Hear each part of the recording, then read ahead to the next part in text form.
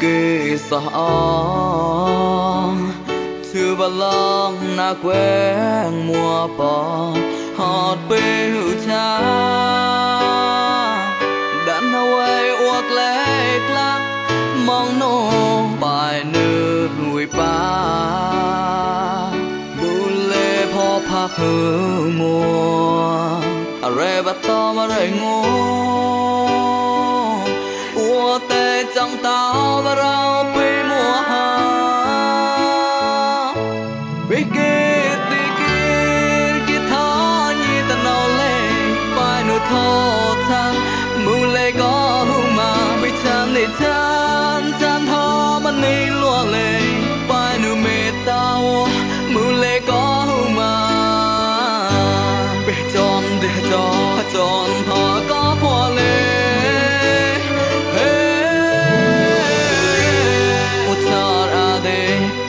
quê piò ra hát tan piò nhìn lên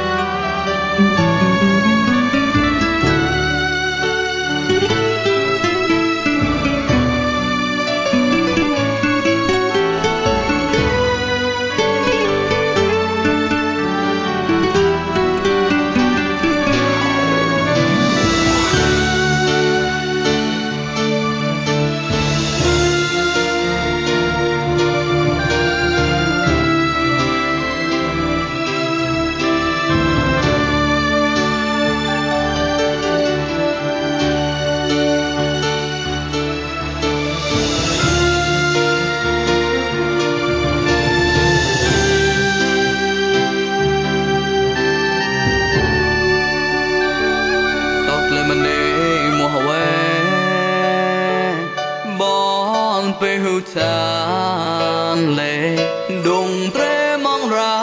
ô bà răng to bê có là ô có lần em mùa trái hát tại sao cả mùa quê bọn ô bà chi hương má yo ô thác tới sai mong em đi bê kê tê kê thó nhì ta nâu lên bài nụ thô thang mù lê có hù mà bê chan lê chan chan thó mà nê lùa lê bài nụ mê tao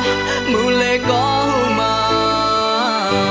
bê tròn để cho tròn thó có phò lê ô char à đê bê quê piò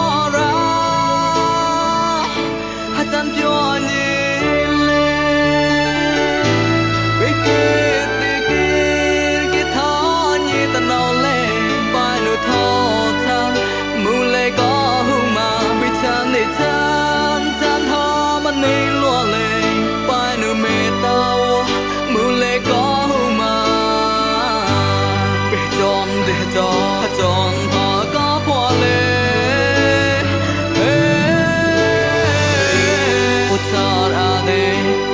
quê piò ra hát tan piò nhìn